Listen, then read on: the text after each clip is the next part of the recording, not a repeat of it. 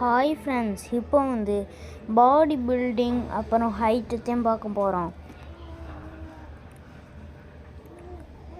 இது ஹைட், இது பாடி இதுக்கு ஃப்ரெண்ட்ஸ் பாருங்கள். நான் இதெல்லாம் கம்ப்ளீட் பண்ணிட்டேன். இப்போ இன்றைக்கி 11வது டே எனக்கு. அது அப்படியே நீங்களும் ஏற்றி இப்படி என்ன மாதிரி மாறிடலாம். அடுத்து பாருங்கள் கைஸ், ஹைட்டுக்கு கைஸ், ஹைட்டுக்கு